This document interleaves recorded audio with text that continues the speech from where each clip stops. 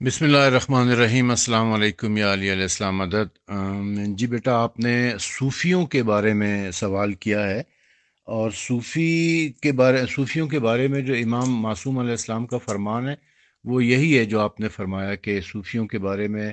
معصوم کہتے ہیں کہ انہوں نے ہمارا لبادہ اوڑھ رکھا ہوتا ہے، اور یہ اصل میں ہمارے دشمن ہیں، یعنی ہماری تعلیمات کے دشمن ہیں، اور ان سے دور رہا کرو، ان سے اجتناب کیا کرو۔ تو یہ بات بالکل صحیح ہے، لیکن اس زمانے کے صوفیوں کے بارے میں یہ کہا ہے۔ اس زمانے میں کچھ لوگ اس قسم کے نمودار ہو گئے تھے، اور یہ حکومتی سازش تھی۔ اس زمانے کی جو حکومتیں تھیں، انہوں نے ائمہ طاہرین علیہ السلام کی تبلیغات کو روکنے کے لیے، اس کو پیچھے کرنے کے لیے، ڈیگریڈ کرنے کے لیے ان کو مختلف حربے استعمال کیے تھے۔ ایک تو یہ کہ وہ ائمہ طاہرین علیہ السلام کے اوپر پابندیاں لگا رکھی تھیں، گھروں میں نظر بند کر رکھا تھا یا زندانوں میں ڈالا ہوا تھا، اور دوسرا یہ کہ ان سے کسی کو ملنے کی اجازت نہیں تھی، وہ کسی سے نہیں مل سکتے تھے، کوئی ان سے نہیں مل سکتا تھا، اور تیسرا یہ کہ ان کو تبلیغات کرنے کی اجازت نہیں تھی، عزاداری کرنے کی اجازت نہیں تھی، ہر طریقے سے ان کے اوپر پابندیاں تھیں، یعنی سوشل بائیکاٹ ایک قسم کا کیا ہوا تھا، معاشی پابندیاں لگا رکھی تھیں ہر حوالے سے۔ دوسری سازش انہوں نے یہ کی کہ امام کے مقابلے میں، ائمہ طاہرین کے مقابلے میں امام بنانے شروع کر دیے انہوں نے، کہ جی یہ اگر امام جعفر صادق امام ہے تو کیا ہوا، ابو حنیفہ بھی تو امام ہے، اگر تمہارے پاس امام ہے تو ہمارے فلانا بھی امام ہے، فلانا بھی امام ہے، فلانا بھی امام ہے۔ اتنے زیادہ امام بنا دیے کہ ہمارے تو 12 امام تھے، ان کے 1200 امام بن گئے، یعنی لفظ سے امام کو ایک کامن ٹرم بنا دیا، عام سا کر دیا۔ مسجد کے مولوی کو بھی امام کہنا شروع کر دیا، یعنی اتنا گرا دیا امام کے لفظ کو۔ یہ ان کی سازش تھی تاکہ امام کی ویلیو ختم ہو جائے، کیونکہ امام جعفر صادق علیہ السلام جب انہوں نے تبلیغات کا آغاز کیا ہے، ایک جو یونیورسٹی، ایک ادارہ انہوں نے قائم کر رکھا تھا، مدرسہ قائم کیا ہوا تھا، جس میں 2000 سے 4000 کے قریب طلباء پڑھا کرتے تھے، تو ان کی ایک شہرت ہو گئی تھی مدینے میں، اور پھر مدینے سے نکل کر آس پاس کے علاقوں میں، سب میں، پورے عالم اسلام میں جب کوئی بات کرتا تھا امام کے متعلق تو وہ یہ کہتا تھا امام نے یہ فرمایا، امام نے یہ کہا ہے، امام ایسا کہتے ہیں، امام کی یہ سنت ہے، امام امام امام امام ہوتا تھا۔ تو جب لفظ امام استعمال ہوتا تھا، اس سے مراد امام جعفر صادق علیہ السلام ہوا کرتے تھے۔ تو انہوں نے کہا کہ یار یہ تو مشہور ہو گیا، تو انہوں نے جو ہے نا وہ دوسروں کو بھی امام بنانا شروع کر دیا۔ ابو حنیفہ بھی امام، مالک بھی امام، حنبل بھی امام، شافعی بھی امام، بخاری بھی امام، مسلم بھی امام، فلانا بھی امام، فلانا بھی امام، ہر کدو کریلے کو انہوں نے امام بنا دیا، تاکہ وہ امام کا جو لفظ ہے، امام کی جو ویلیو ہے نا، اس کو ختم کیا جا سکے۔ بلکہ یہاں تک کہ مسجد کا جو پیش نماز ہوتا ہے اس کو بھی امام کہنا شروع کر دیا تھا، کہ بھئی اگر تمہارے پاس امام جعفر صادق ہے تو ہمارا تو مسجد کا مولوی بھی امام ہے، یعنی تمہارے امام جعفر صادق اور ہمارے مسجد کا مولوی دونوں برابر ہیں۔ اس قسم کی یہ ایک سازش تھی۔ تیسری سازش جو انہوں نے کی تھی وہ یہ تھا کہ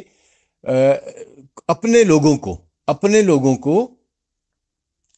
صوفیت کا لبادہ اوڑھ دیا، اور ان سے کہا کہ تم جو ہے نا وہ اہل بیت کا ذکر کیا کرو، لیکن اندرون خانہ جو ہے نا وہ تبلیغ کرو ہمارے مذہب کی، بات کیا کرو کہ جی ہم تو اہل بیت کے ماننے والے ہیں، ہم تو اہل بیت کے پرستار ہیں، ہم تو اہل بیت سے محبت کرتے ہیں، ہم اہل بیت کے چاہنے والے ہیں، ہم اہل بیت کے پیروکار ہیں، لیکن کرو کیا آگے، کہ وہی ہاتھ باندھ کے نماز پڑھنا، اور پاؤں میں وضو میں پاؤں کا دھونا، اور باقی ساری وہی بنو امیہ والی حرکتیں، کام، مذہب، عقائد، سب کچھ بنو امیہ والے، صرف زبان سے یہ کہنا کہ ہم اہل بیت کے ماننے والے ہیں، ہم اہل بیت کے پیروکار ہیں، اور ان کا نام انہوں نے صوفی رکھا تھا۔ صوفی ان کو کہنے لگے کہ یہ صوفی ہیں اور یہ اہل بیت کے۔ تو اس قسم کے بہت سارے لوگ انہوں نے بنا دیے، بہت سارے لوگ انہوں نے بنا کے اور پورے ملک کے اندر پھیلا دیے تھے۔ یہ حکومتی سازش تھی، حکومت نے جو ہے نا ان کو نیچے کرنے کے لیے دکھایا۔ اب چونکہ سازشوں کا ذکر ہو رہا ہے تو میں ایک اور بھی کر دوں کہ انہوں نے بہت سارے محدثین پیدا کیے، حدیثیں گڑھنی شروع کی گئی۔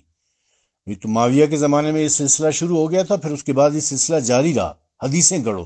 جیسی حدیثیں علی علیہ السلام کی فضیلت میں آتی ہیں ویسی حدیثیں جو ہے نا وہ شیخین کی فضیلت میں گڑھ لیا کرو، اور جب شیخین کی فضیلت میں کافی ہو گئی تو کہنے لگے اب معاویہ کی فضیلت میں گڑھنا شروع کر دو۔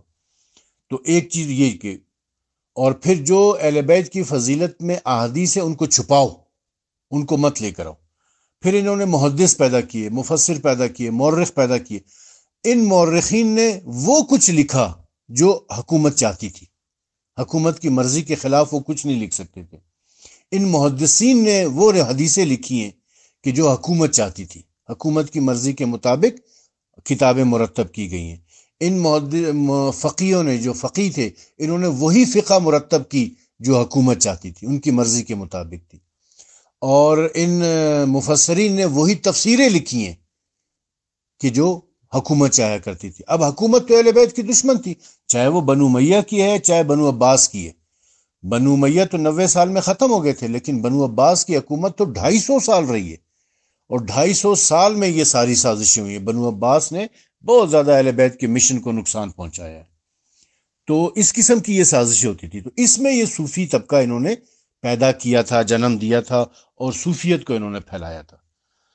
لیکن جب یہ لوگ مائیگریٹ کر کے یہاں پر آئے، جب وہاں پر سادات کے اوپر بہت ظلم ہوا ہے عرب میں، تو یہ لوگ ہجرت کر کے عجم کی طرف آ گئے۔ اب جو عجم کی طرف آئے ہیں تو یہاں پر چونکہ عجم میں جو ہے وہ اس وقت تک شیعت نہیں آئی ہوئی تھی، یا اگر تھی تو نہ ہونے کے برابر تھی، اور وہاں سے وہ اپنی جان بچا کر تقیہ کر کے یہاں پہنچے تھے۔ تو یہاں آ کر انہوں نے پھر اہل بیت کی فضیلت اختیار کرنی شروع کی، اہل بیت کی فضیلت بیان کرنی شروع کی۔ یہ جو سادات ہیں، ابھی آپ دیکھیں گے کہ مختلف، آپ کو بر صغیر پاک و ہند میں اور ایران میں جو ہے نا مختلف سادات کی مزارات ملتے ہیں، جیسے کہ شاہ عبد الغازی کا مزار ہے، بری امام کا ہے، اور اجمیر شریف والے ہیں، اور یہ لال شہباز قلندر ہیں، اور اس قسم کے جو مزارات آپ کو ملتے ہیں جو سادات ہیں، سید جو ہیں، انہوں نے، یہ تھے سید، یہ تھے شیعہ، لیکن یہاں کے ماحول کو مد نظر رکھتے ہوئے انہوں نے جو ہے وہ تقیہ کیا، اور اس تقیہ کی حالت میں بھی یہ فضائل اہل بیت بیان کرتے رہے۔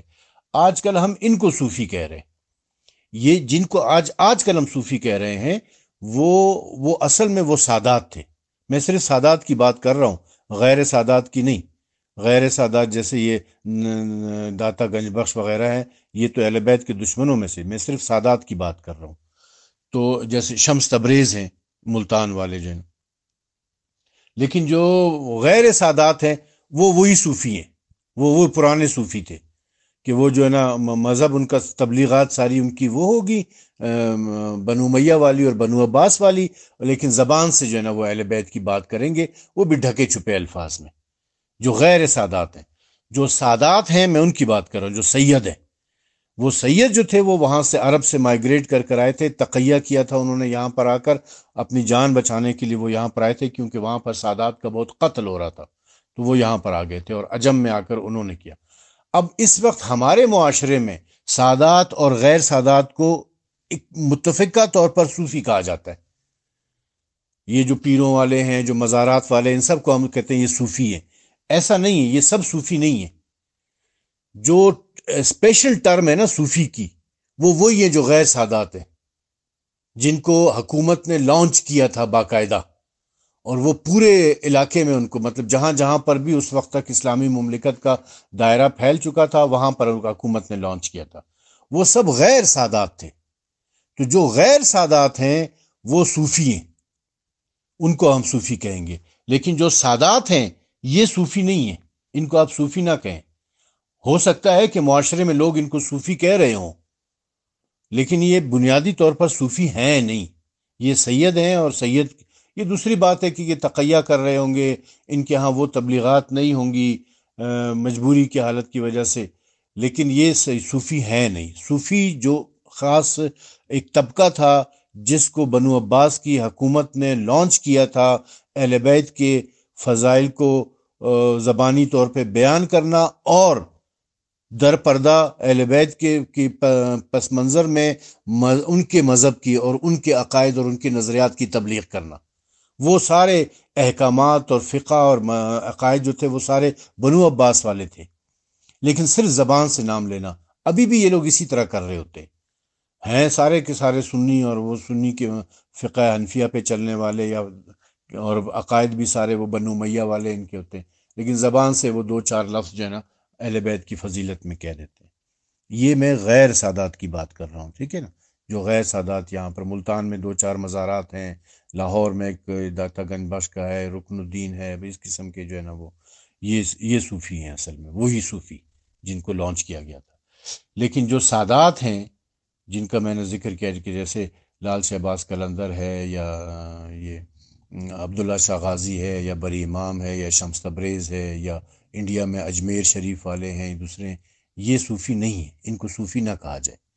یہ سادات ہیں، یہ سید لوگ ہیں، اور یہ سب قابل عزت اور قابل احترام ہے۔ البتہ یہ کہ چونکہ یہ تقیہ کی حالت میں تھے،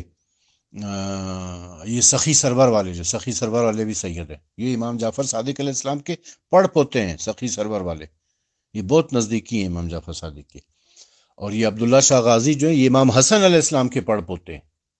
عبداللہ شاہ غازی کراچی والے جو ہیں۔ تو یہ جو سادات ہیں ان کو آپ ڈفرنٹ انداز میں دیکھیں گے، یہ اور لوگ ہیں،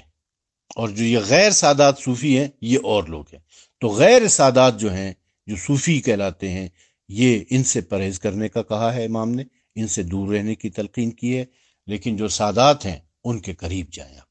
یہ امام زادے ہیں، سارے یہ سب امام زادے ہیں، یہ کسی نہ کسی امام کی اولاد ہیں، ان کی نسل سے ہیں، یہ ان سے محبت کریں، عقیدت رکھیں، ان کے مزارات پہ جایا کریں، اور ان کے لیے دعا کیا کریں، اور ان کی تبلیغات کو فروغ دینے کی کوشش کیا کریں۔